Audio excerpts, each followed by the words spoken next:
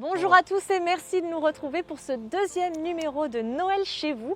Aujourd'hui, nous ne sommes pas dans la cuisine de Christophe Castin, mais à sa cabane sur le port de la Teste. Christophe, bonjour. Bonjour.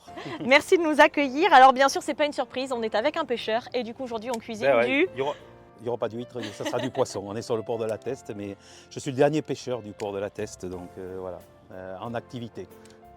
Alors on a quoi sur la table là? Là j'ai amené une ombrine, finalement on a le poisson de saison. C'est ce que j'ai attrapé finalement, et je ne suis pas allé chercher plus loin que ce que j'ai attrapé dans mes filets. Eh bien allez, c'est parti. Donc d'abord il faut préparer le poisson. Moi je ne sais pas faire, donc il va falloir m'apprendre. Hein. Super. Donc pendant que tu découpes le poisson, moi je vais commencer à préparer un peu d'oignon rouge pour mettre Dans la marinade. dans la marinade, exactement. Christophe, tu nous disais que tu es le dernier pêcheur du port de la Alors, le Teste. dernier pêcheur actif. Mais ta famille n'a pas toujours été au port de la Teste. Je suis l'Obélix, on va dire ça comme ça, je suis l'Obélix du bassin, je suis tombé dans la marmite, moi ma mère était de la Teste, mon père était de Gujan. Un Obélix qui est plus poisson voilà. que sanglier. Qui est plus poisson que sanglier, mais qui quand même a droit à la potion magique. Et comme Obélix, une force tranquille.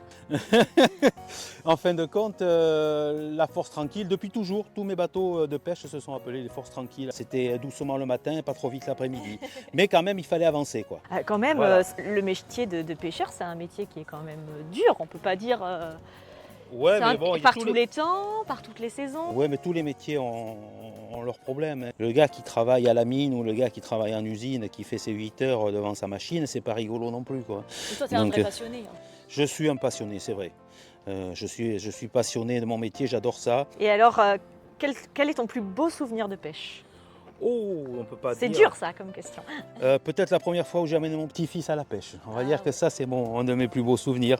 Et un poisson qui t'a marqué, je sais pas, une belle prise un jour ou une pêche un peu hors du commun. On on pêche. Tu vois, cet été, j'ai fait un joli coup de grosse dorade royale sur une fin de filet. Il y avait 50 ou 60 poissons qui faisaient entre 3 et 5 kilos. Alors ça, quand on se représente, ça fait quoi Alors ça fait des poissons comme ça, ouais, quoi, ouais. des dorades royales qui font entre 3 et 5 kilos. Il y en avait 50 sur une fin de filet, c'est quelque chose qui te marque quand même. Tu prends une photo quand tu prends ça parce que c'est chouette, quoi.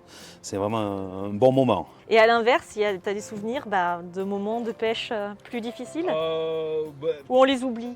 Ouais, on essaie de les oublier, oui, ça m'est arrivé de tomber à l'eau. Ça m'est arrivé d'être obligé de nager pour retrouver le bateau.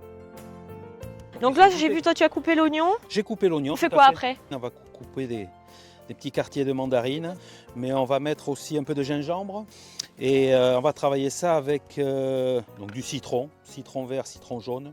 On va travailler ça avec de l'huile de noix qui est assez sympa et peut-être écraser quelques cerneaux de noix dedans. Mais je retrouve ton côté créatif un peu dans cette recette et c'est un côté que j'ai aperçu aussi dans la cabane.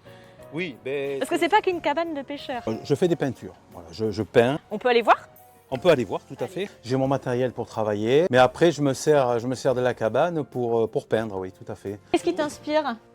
Tout, la couleur. Moi, ce que j'aime, c'est la couleur.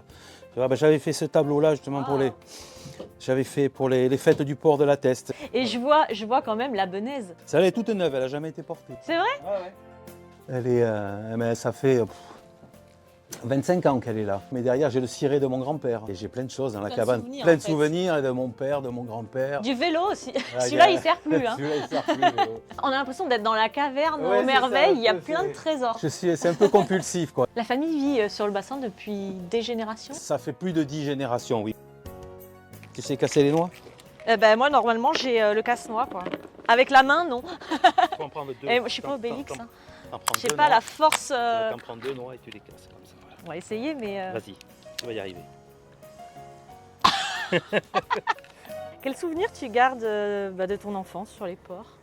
De quiétude et de facilité. On pouvait aller jusqu'à la nuit, faire ce qu'on voulait, où on voulait.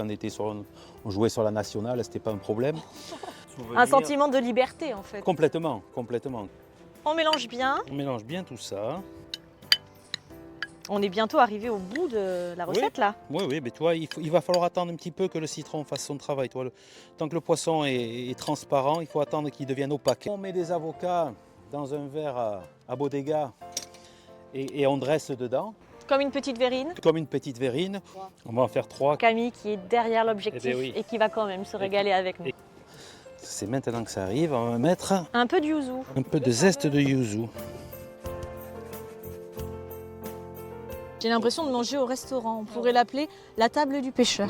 C'est un repas de fête. Je crois qu'on peut dire que c'était bon. L'assiette peut être rangée. J'ai pas laissé mais une goutte de sauce, rien.